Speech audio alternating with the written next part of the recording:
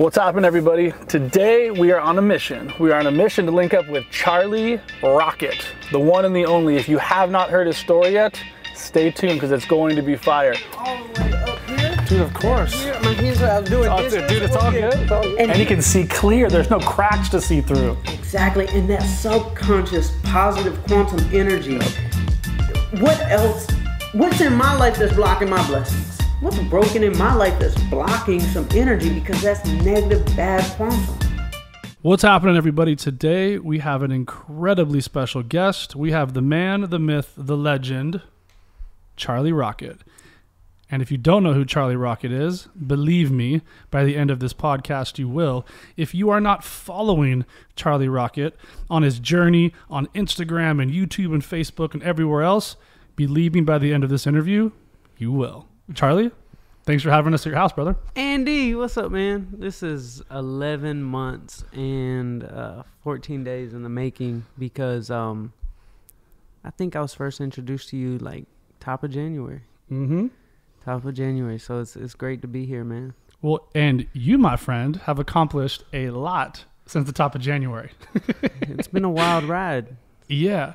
And so, like, let's just jump straight into it. So for the people that don't really know your story, maybe give us like a little bit of a backstory, and then we'll talk about like all the incredible stuff that you're doing, you know, now and then moving forward. All right, so a little bit of backstory, because I know with podcasts, the listener is probably thinking about, oh man, this is an hour and a half. I've never heard of this guy. So let's just do like a quick little bullet point real quick, just so we make sure they get locked in. Okay, so for you guys out there listening to this podcast, my name is Charlie Rocket. Got a story of ambition from childhood to getting into the music industry, failing quite a bit. Tell some good stories about how many times I failed, but I was able to overcome those things and essentially be able to manage Grammy-winning hip-hop artists. From Atlanta, Georgia, managed an artist by the name of 2 Chainz, and we won a Grammy, had world tours. You know, this isn't going to just be, I guess, a business podcast because there's so much to do with health as well. As my business got big, I got big. I was over 305 pounds, and I'm a relatively short guy. So I was at 305 pounds. I mean, I'm a big boy. And I lost 130 pounds, reversed a brain tumor. Now I'm a Nike athlete. I was in the Colin Kaepernick commercial, the big controversial commercial. And here we have on the table right here, I'm on the cover of Runner's World magazine. I also made a contract to myself, and I did an Ironman and biked across America this year. And yeah, so that's kind of a little rundown of what y'all are about to get into. And so there was a little gem that he dropped there that I hope you guys picked it up, and it was towards the end. He said, I made a little contract with myself. Mm-hmm. So it's a very different thing, and it feels very different when you say you're going to do something, mm-hmm. and when you write yourself a written contract, you sign it, and you declare it to the world, your friends and your family, like, I'm going to do this. Mm-hmm. Now, please walk us through why that is so important versus maybe the sum of, you know, the like smaller ways that didn't really serve you in the past. Andy, we said today, I told you, I'll meet you at 11 o'clock. Now, what if I showed up at 1? Mm-hmm. You would have been like, this guy's full of shit. Mm-hmm. And then I were to tell you, oh yeah, I'm going to promote it on my Instagram. And then I never do. Mm-hmm. You'd be like, man, I really hate that guy. Mm-hmm. He's not a man of his word at all. I just can't rock with him anymore. Mm-hmm. And I noticed something. I would always keep my word to everybody else, but when it came to myself, I was full of shit. Yep. I would literally have New Year's resolutions and say, this is the year, or this is the month, or this is even the day I'm going to get focused. And I would not ever keep my word to myself. And I said, why can't I just be a man of my word? What if I fixed one simple problem in my life, it would fix everything. Charlie, just be a man of your word. And I said, at 305 pounds, I'm going to be an athlete. I'm going to be top 1% of athletes. I'm going to keep my word. I'm going to do an Ironman. And I'm going to keep my word to myself for the first time. And any time I wanted to mess up, I said, Charlie, if you told your mom you were going to do something, you'd show up and do it. Ma, I'll be over at the house to help you carry those boxes from the basement up. I'm going to do it. If I told you, we're going to meet at 11 o'clock, I'm going to do it. Well, I got to do that for myself. And that's what I did. I just wanted to be a man of my word. And that is so beautifully said, because that was the shift for you.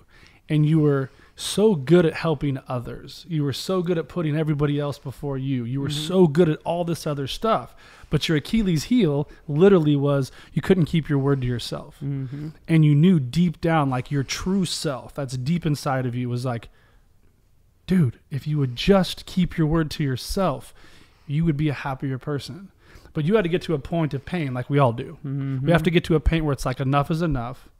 And you were unwilling to go any longer feeling the way you felt. And that's why for me, it's so important to talk about the totality of a person and not just the commas and zeros in the bank, or not just like you're a super spiritual person, but what else? I like to discuss the whole thing because it's literally business is last for me.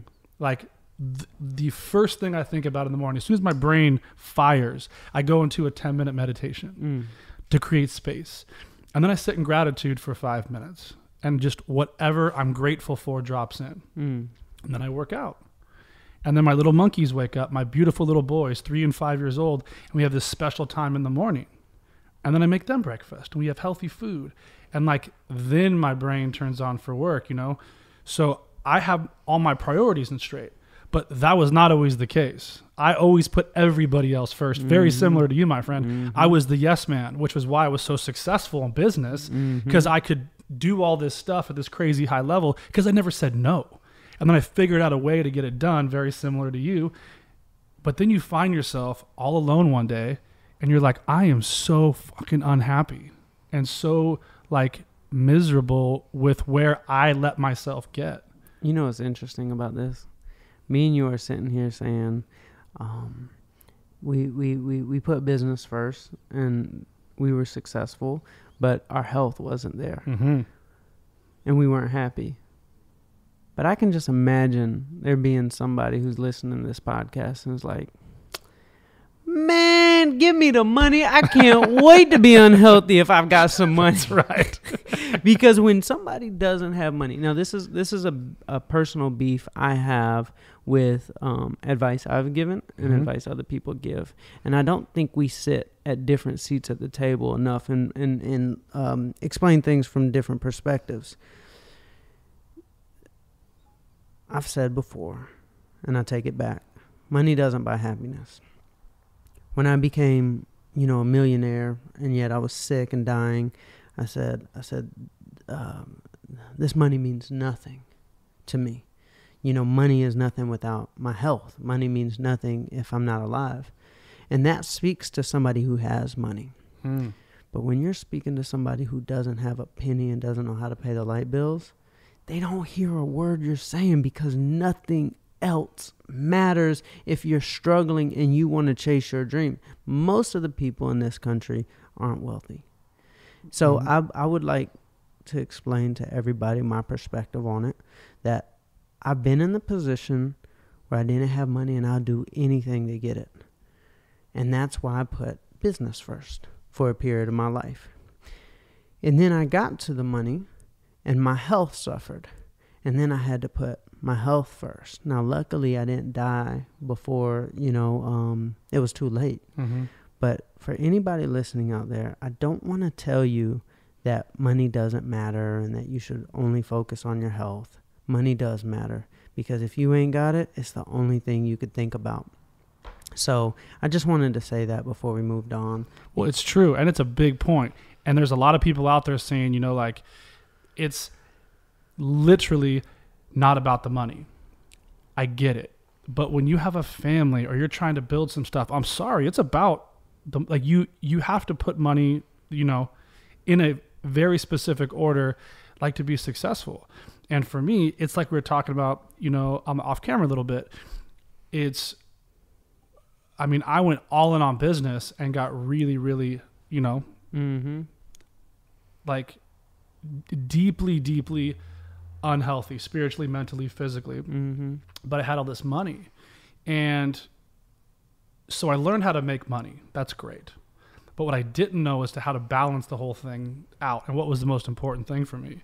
And you're 100% correct. Like, there are people out there that would give anything to be sick with money until you sit there with somebody who's dying, who has $19 billion in the bank, and they would trade places with you and give you everything. So it's perspective. Like you, and what you do with it, like upstairs, is so important. And that kind of leads me to the next part, which is, so you were very successful in business and you were very not just not healthy. And you decided to just say, you know what? I can't do this anymore. And I'm going to go all in on my health, and I'm going to go all in on figuring this out. And you left like all the comforts of where you've known your whole life. You left Atlanta, your friends, your family, all your money, all your business, and you moved where? California. Now, how was that shift? Because I love Atlanta. I love the culture there. Like, I love it, but it's very different than out here. So, like, how was that like a life-changing shift for you? Well, I would like to explain one thing, and that is algorithms. We know of algorithms as far as social media and technology. And I believe in the law of attraction, so I'm thinking, I want to create a new algorithm for my life. So let me explain how algorithms work on social media. Social media knows to feed us candy, something that is colorful and tastes good, because they know we're going to bite. And once you like something, the algorithms, also known as the artificial intelligence, builds this whole world around you based upon what you like. Correct. And what they're feeding us is candy, so we like the candy, so they build a world of candy around us, and if we eat too much candy, guess what happens to us? Right. We get sick. Yep.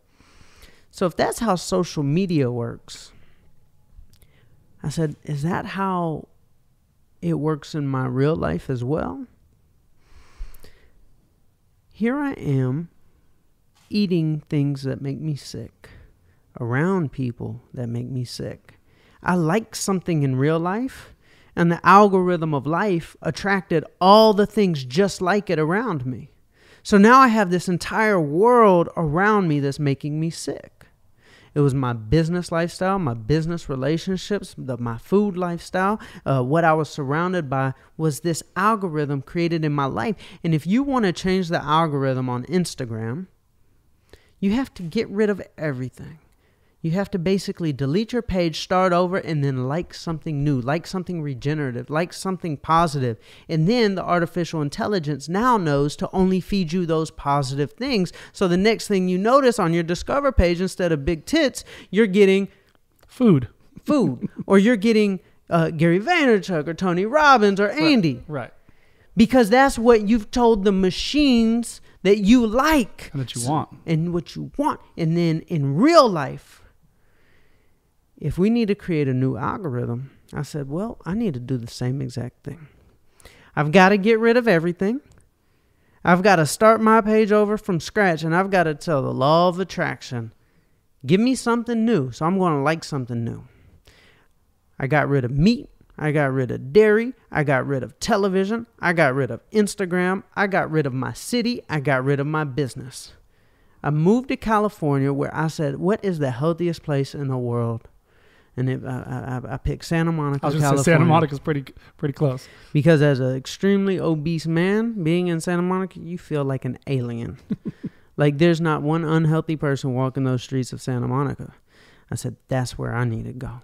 if I want to be an athlete and if I want to reinvent my life, I'm going there and I'm going to start a new algorithm for my life. And I started liking new things, and the algorithm of life started giving me new things. So yeah, that's what I did, brother. And it's possible for anyone that is willing to make the sacrifices. Like, that's what it comes down to. It literally comes down to, what were you willing to sacrifice to be happy? Mm-hmm. What were you willing to sacrifice to get what you want? Mm-hmm. And a lot of people get stuck in that. They get stuck in the like, well, I can't, or I can't because of my family's here, or you can't. You took away all of the excuses. They were gone. They're like, I'm going to die. Mm-hmm. So I'm moving. Mm-hmm. And could you have imagined, 2-3 years ago, that you would be here and that all of this would have already happened? Because you do believe in, like, I'm going to create this. Because I actually got to watch some of it, which was really cool. And I'm like, he's going to be, and I believed you instantly, because you're like, I'm going to be a Nike athlete. I'm like, that dude's going to be a Nike athlete. Like, I just believed it. And there was something in that faith in yourself that drew me in. And I was like, man, this guy, he literally has that thing to do whatever you want. But you've been able to, like, explain it in such a great way. And then you show it by your actions. And to see you literally ride your bike across the country, which is an insane feat. But then the stuff you did along the way, like handing people cars that like need some help, other people that were struggling. Like, it wasn't about you riding your bike across the country. Yes, that was part of it. But deep inside of you, it was like the journey of that, and like the give back and the bus and people riding everything. Like, dude, the journey was amazing. Thank you, man. So for me, I have a lot of listeners, and they're in all different spaces in their life. Some of them multi-millionaires. They are set and good to go financially. Some of them might be a little bit broken because they're so wealthy. And then some that are just starting out. Some are like, what do I do? And Charlie's a perfect example of, like, you can reinvent yourself. I was Andy the wine guy. Like, I was the wine sommelier. I went into real estate investing, and everybody's like, good luck, wine guy doing real estate. But I knew, like you, and I'm like, I can do whatever I want. I just got to kind of get myself time to do it and the permission to just execute it. So my tips for anybody would be, the first thing is a little life hack I did when I was 8 years old. I wanted to be a businessman. That's it. I said, okay, how does an 8-year-old think if he wants to be a businessman? Well, I'm going to give myself a name. I'm going to name myself CEO Charlie. And I put on my suit, and I created this new identity for myself. And I would go to school in my suit with my briefcase and tell everybody, I'm CEO Charlie. Now, do I make money yet? No. But I'm going to attract it into my life. It's a belief system that you were starting to put, like, the foundational pieces into. That's right. So then, here we go. CEO Charlie had his bumps and bruises along the way, but ultimately he became successful. 305 pounds, diagnosed with a brain tumor. And I said, I want to be an athlete. But I'm 28 years old now. Let me go back to the one thing I know that works. I'm going to give myself a name. Well, what's my athlete name going to be? Charlie Rocket. Well, I need an outfit. So I'm going to put on my sunglasses with the rockets. I put little white out and put little rockets on the sunglasses. And then I'll wear my bandana and my colorful clothes. And I would wake up every day and I would be Charlie Rocket. And I would tell everybody, I'm Charlie Rocket. And that is just, and Andy Frisella actually described me one time on his podcast, not when I was around. And I was just listening to it. He's a great dude. And at first I was kind of offended by what he said. But then I was like, that's the most true statement I've ever heard anybody describe me as. And he said, Charlie's just a child.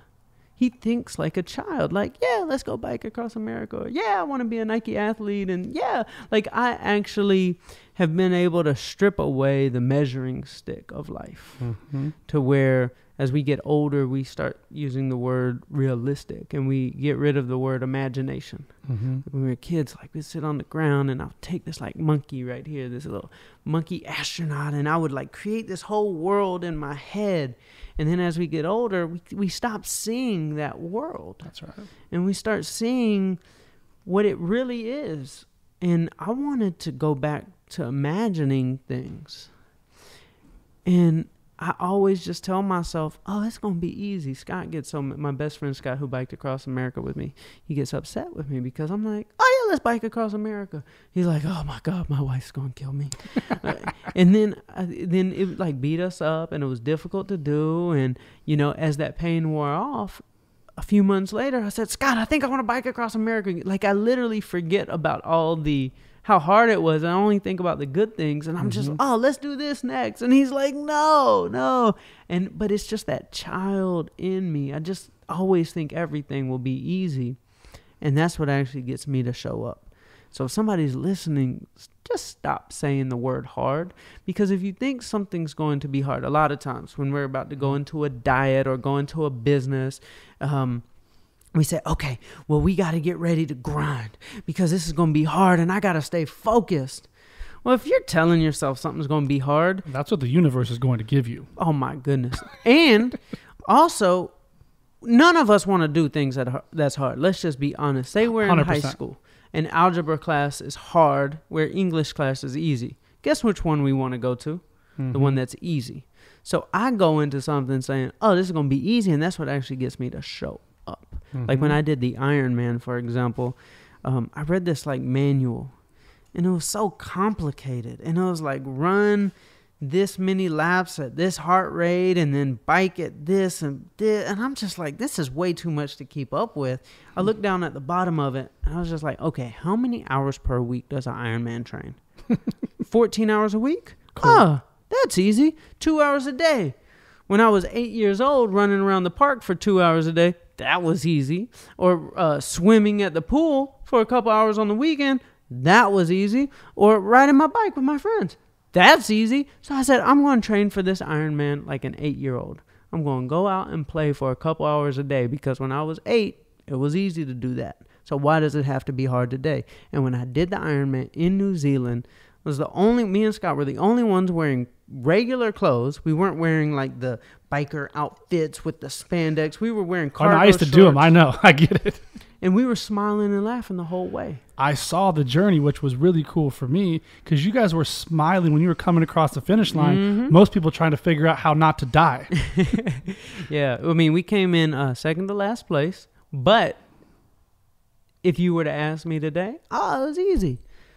You know, it's 10 months. You wake up every day, do a little this, do a little that. And it's the mindset that you had around it. And I really want you guys to hear the part where he said, I prepared for it like a kid. Because when you're young, and this is so sad about society in general, but when you're young, you believe you can do anything. And I had a time in my life, a big chunk of time, where I forgot that. And I had to get my whole world punched in the face and everything stripped to zero, no money, like zero around me, for me to get back to that headspace like that you were just in, where it's like, oh no, I can do anything. And as soon as I literally, like, there was the belief of that, and then there was the faith. So the faith that was married up with those beliefs, I was like, why did I forget that at like 12?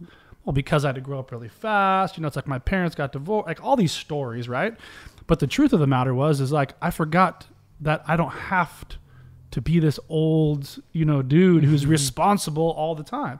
Yes and no. But you can look at it like, I can do anything. And then now I go into a lot of projects with a very similar headspace, and I'm like, I know I can do this. I keep it very childlike. And it works, man. It really does. Yeah, man.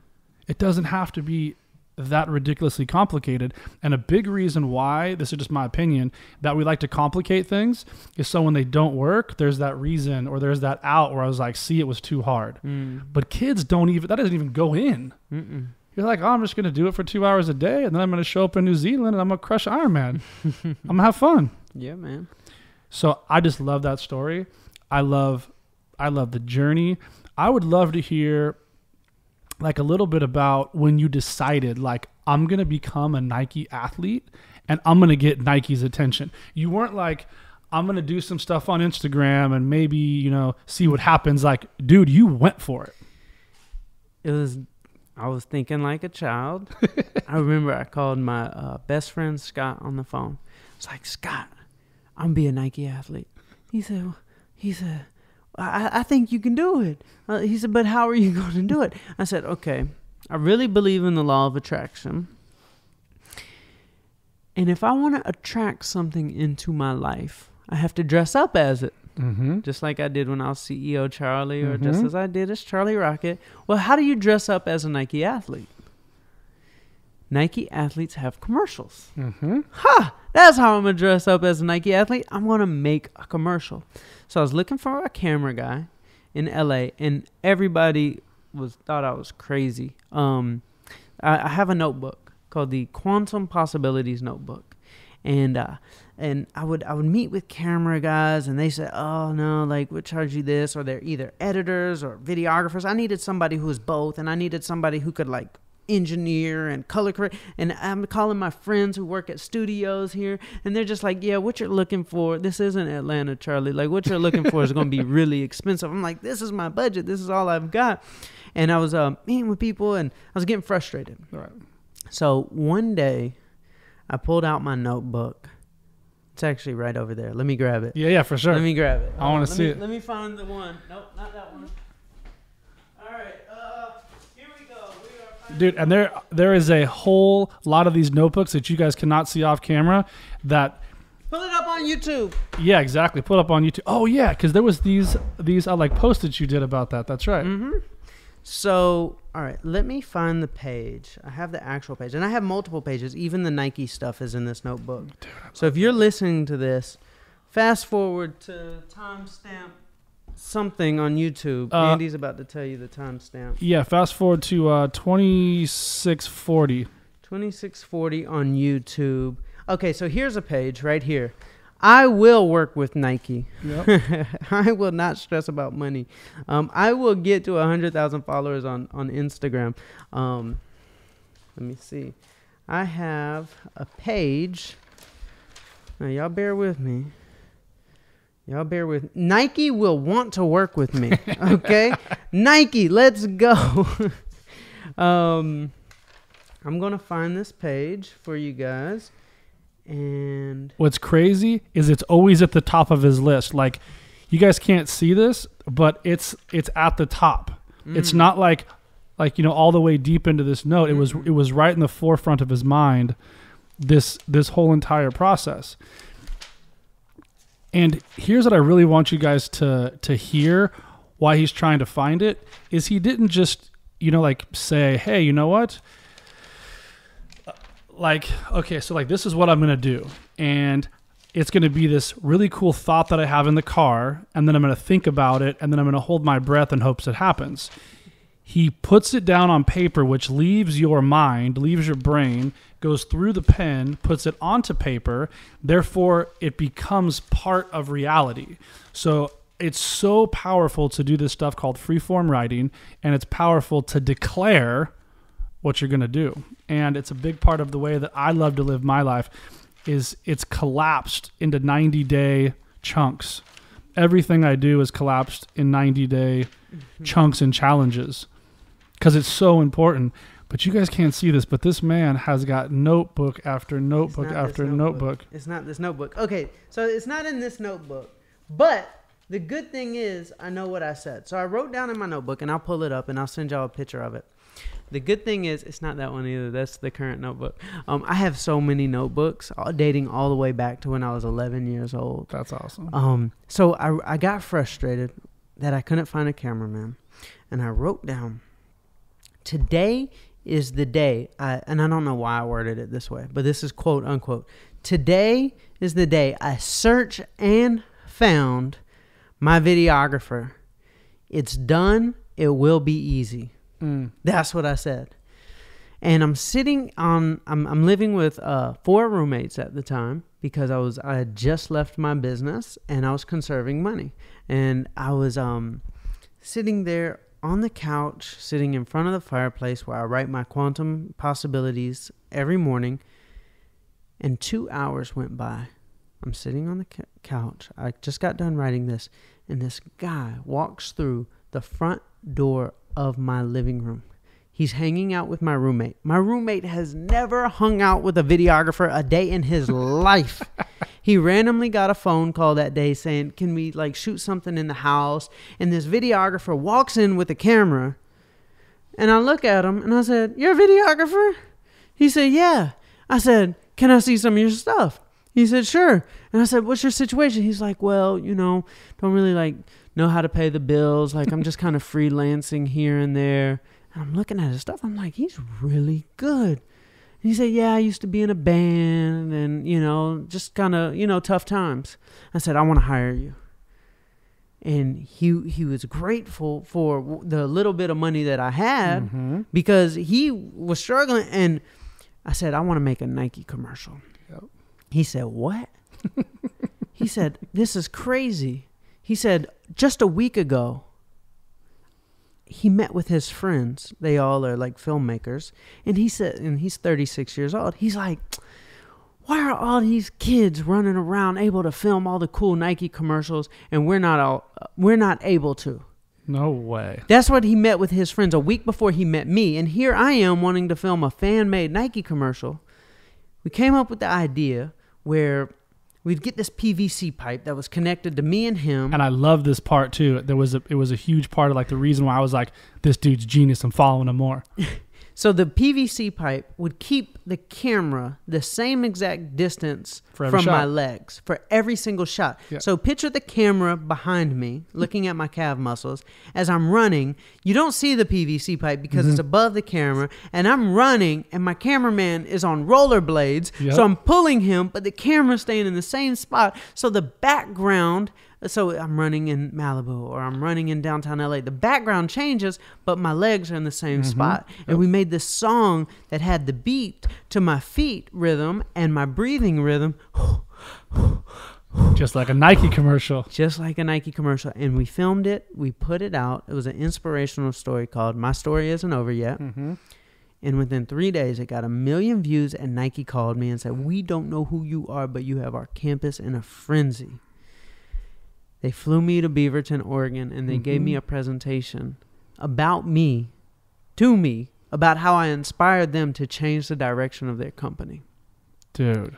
And I'm thinking to myself, the Nike is the best, and I follow the stock. And this is the best performing stock in the Dow 30 this year. And they're saying I inspired them to take the company in a new direction. Fast forward 6 months, and I got a phone call. I said, well, the direction we went in, we want you to be a part of it. We have a big commercial we're working on, and it's going to be all about crazy dreams. Starring Colin Kaepernick, LeBron James, and Serena Williams, and other big athletes. And what's crazy in this notebook, this one I actually know is in this notebook. And y'all know I said Nike will want to work with me. Every day I'd write it down. And there's this one page in here, I've got it marked, where I said I will be in a commercial with LeBron James and Serena Williams. And I believe it is... I know y'all are going to get frustrated with me, but... I'm telling you guys, like, this is the power of the mind. It's the power of belief. It's the power of law of attraction. His videographers was the same as his. That's why they were able to meet. Like the universe, God, whatever you want to call it, is working for you if you let it.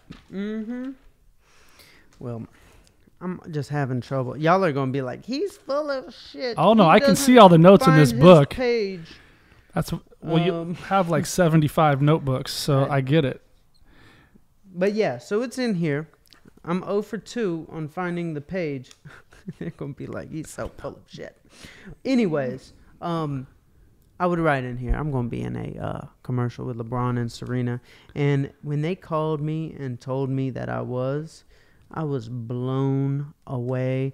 And it happened to be the most culturally pivoting commercial maybe ever. Oh, absolutely.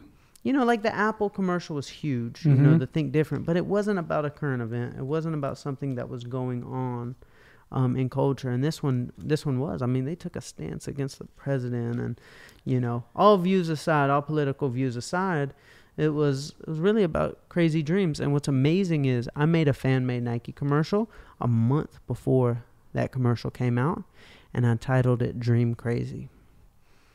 Guess what Nike titled the Colin Kaepernick commercial?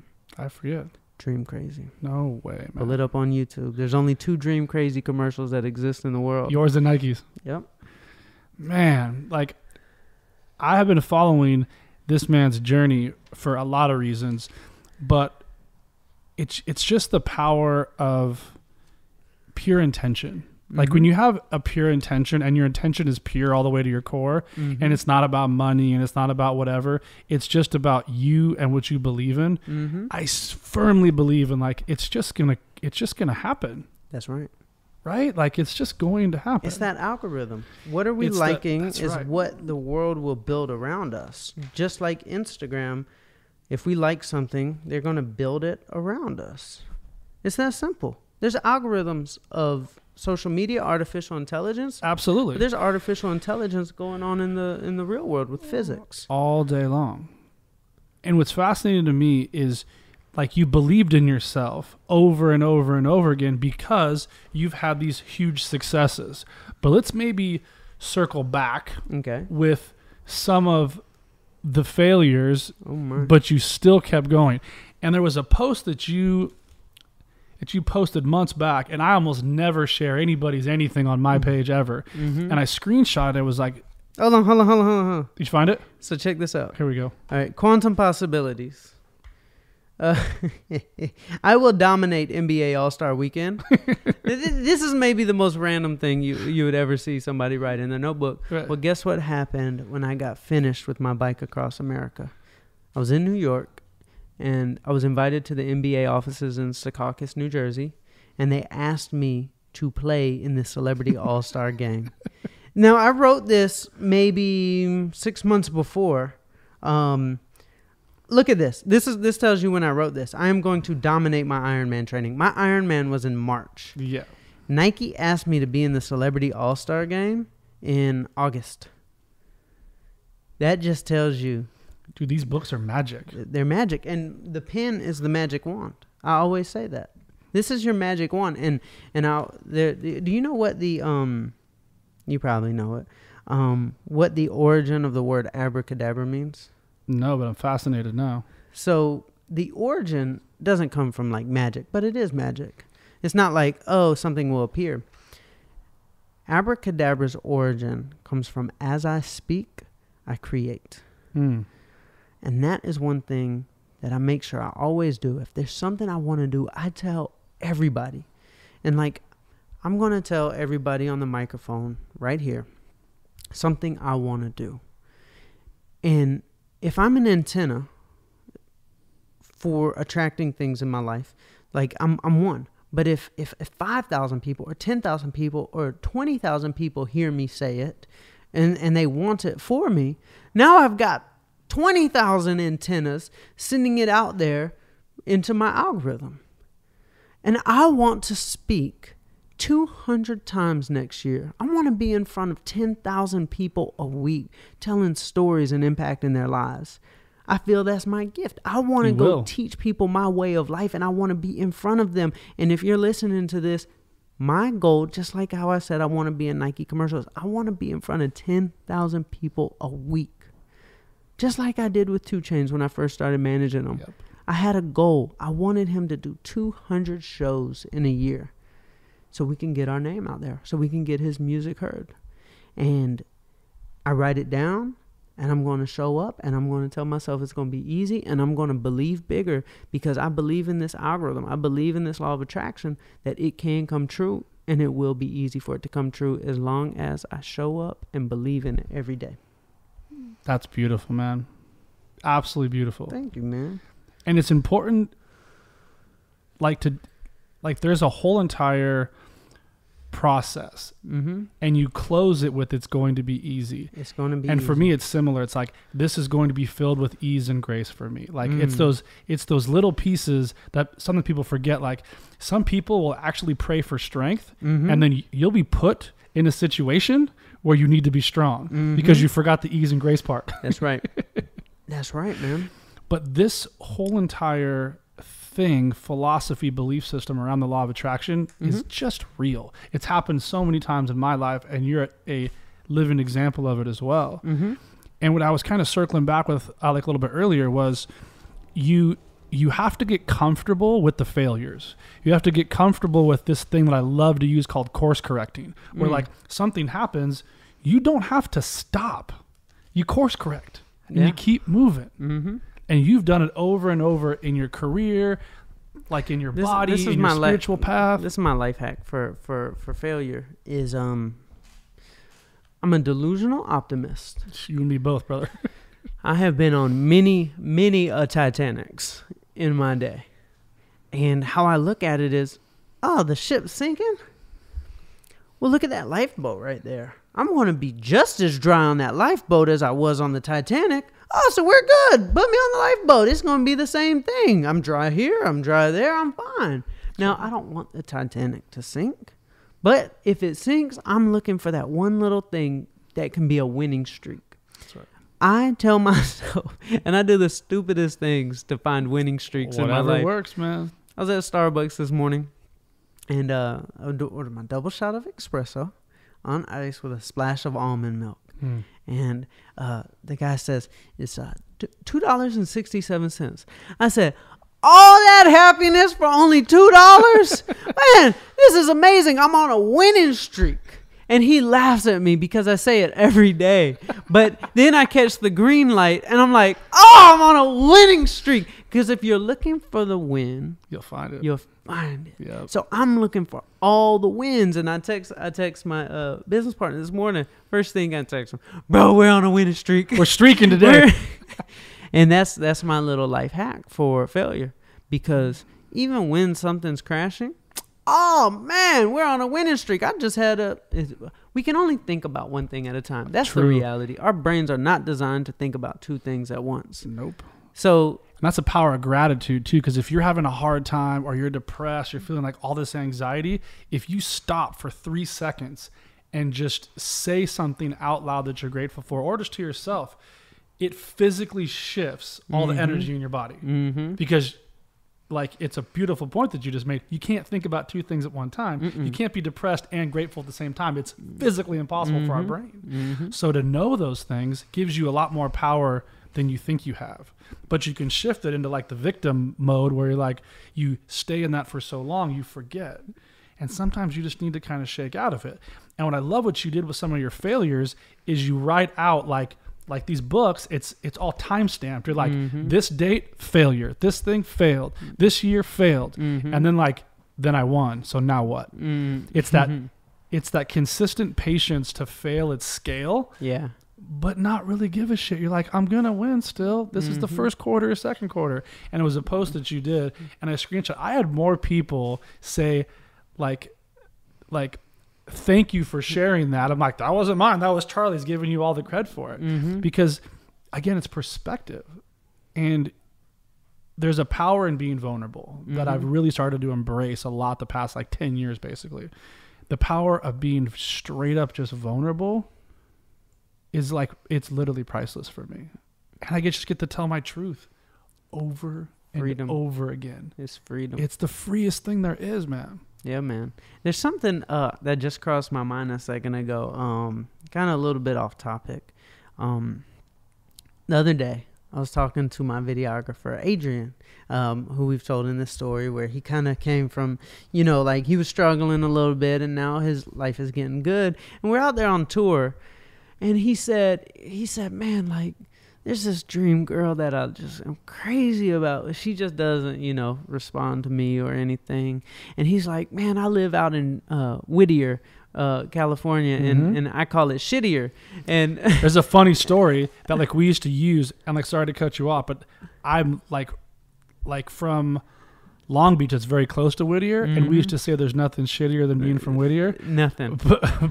But there's some good pockets. But yeah, sorry, go ahead. So he's just like in this like rut part of his life. And a couple months ago, things started shifting. And he called me a few days ago. He said, "Guess what, Charlie? I'm moving to West Hollywood." I'm like, "What?" He said, "Guess what? Me and my dream girl went out on a date." No way. Dude, I'm thinking to myself, one, I'm super happy for you, but I'm trying to figure out why. And he always had this broken iPhone 5S. Always. Like and I was like, "Bro, get a new phone." Like, he loves buying equipment, camera equipment and stuff. Like, he invests. But when it came to his phone, he would never invest. Sounds familiar. and it's like shattered into a million pieces, and he won't let it go. And so we're on the phone the other day after he's telling me all these things in his life are changing, and I said, I think I know why your life has changed." And he thought I was going to be braggadocious about myself, like, "Oh, when I got you." And I was like, no. Your life changed when you fixed your iPhone. Mm-hmm. Because if you think about it, that's bad quantum energy. Mm-hmm. Looking at your iPhone, maybe the closest thing in your life, and you're subconsciously thinking, "I'm not good enough. My life is broken." You might look at it 2,000 times a day, and you're subconsciously thinking, "I am broken and I'm not good enough, and I would be even embarrassed to pull it out." And when he fixed his iPhone, literally his life started changing, because now every time he picks it up, he's thinking, "I am great." And he can see clear. There's no cracks to see through. Exactly. And that subconscious positive quantum energy. Yep. What else? What's in my life that's blocking my blessings? Is there something I subconsciously, like I have a ding on the side of my car I just have refused to fix? Like a valet wrecked the side of my car. They said they would pay for it. I haven't had time to take it. But I'm like, is that blocking some sort of energy? Because every time I walk to my car, I might be thinking like, wow, there's some program on my computer that I haven't closed that's slowing it down. Mm-hmm. And when he fixed his phone, his life started changing. So I immediately went into, what's broken in my life that's blocking some energy, because that's negative, bad quantum. That or who right, is in your life that's broken, that's sucking all of your energy. And that is usually a telltale sign of like, oh man, I got to fix that. Because like it's a very real statement that you are a product of the 5, 6, 7 people you hang out with. It is so true. Man, that's incredible. And that's a good point, and there was a reason why I panned over and looked at these two gentlemen, because they have both actually suffered from that. And for, I don't know, whatever reason, I'm extremely anal about that. Like if it breaks, like that day I'm going to get it fixed. I don't know what it is. It's been fun for me to like slowly watch this journey and then see like the truth of it. So many people and that's why you and I have a whole lot of respect for like a lot of the same people. Love Andy Frisella. Great dude, shoots it straight, big heart, actually built some really big shit and then started helping. Like same thing with our guy, Gary V, like he built big stuff, loves to help people. And the one and the only two, Mr. Ed Milet, just a great dude, because they want to help. Like it's not just this like, look at me on Instagram. It's listen to the people that are on my shows, because they bring value to like help others. Like 99% of everything I do is free. I mean, I spend thousands of dollars every month to create content, to put it out for free. Because like, I'm not trying to get you to like, buy a bunch of stuff for me, but it's so important for me to help the people like my mom or whomever that just didn't have the knowledge, because what you don't know will 100% hurt you. Especially nowadays with it's so easy to like download an app and listen to podcasts where they can listen to somebody like you. And then there's that relatability where you're like, well, if he did it, then maybe it's possible for me too. Yeah. It's so powerful. Yeah, man. So what's next for Charlie Rocket? Because, I mean, you've done a lot, brother, in like a very short period of time. You've hit some massive goals, and I could only imagine what those are, even if you, like, maybe you don't even want to talk about them yet. Or, like, yeah. So, I mean, like, share with us, like, the next phase. So I look at what I'm doing a lot like the music industry. So I came from hip hop, and in music, we would record an album, maybe take a year.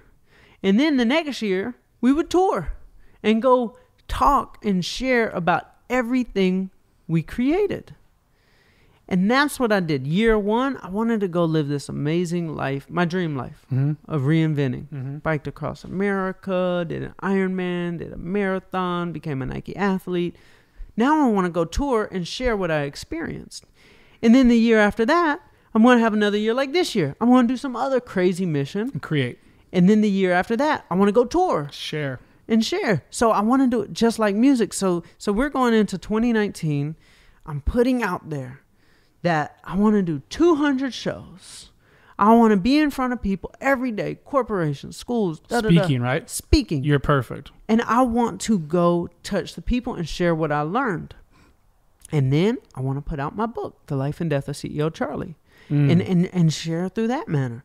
And so I'm gonna drop 2 albums this year. One is gonna be my podcast. I love it. That I've been recording is Charlie Rocket Show. You helped me come up with the name. It's gonna be fire for everybody listening. Just wait. And I want to drop my book, and I want to tour. So that is this year. It's gonna be very simple, and I'm going to make sure that I'm coming to your hometown. Man, I love it. This man brings a lot of fire. If he does come, or actually when he comes to your hometown, do not blow it and not get tickets. Make sure that you get this guy's book whenever it comes out. I mean, like, this is a book and a movie, like, all in the makings already. So this is going to be fun, man. It's going to be fun, brother, for me to watch you continue to grow and help a lot of people. I think, like, it is a perfect phase for you to go and speak because your story can help so many people. And there's a lot of people that need it, especially right now. There's a lot of stuff that's going to be coming to, like, around the corner with just, like, the global economy and some things that are coming that I just know are real.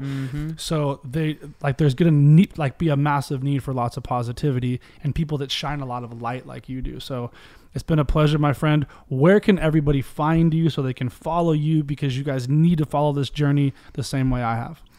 First place is Instagram. That's my favorite place to hang out, is at Charlie on Instagram. Cool story about how I got the name. When you first met me, that wasn't my name. My name was Charlie Jabley, and I woke up one day, actually a week before. It's probably in a journal somewhere. I'm gonna get this name. Actually, not exactly. In a different way. Yeah. A week before, I told my friend, I said, when I run for president in 2032, I'm going to run on a first name basis. Like how Oprah is just her first name. Yeah, just Oprah. We never say her last name. We know her last name, but we don't say it. I said, I want to be Charlie. And I pictured the sign, Charlie, president. And a week later, Instagram, an employee at Instagram messaged me and said, we've been holding on to this name, and we love what you're doing, and we want to give it to you. I was like, for free? They were like, yeah, we can't charge, but we want to give it to you. And they gave me the name at Charlie, and it was just meant to be. And then I called my friend back and like, that whole president first name thing might be real. That's actually coming.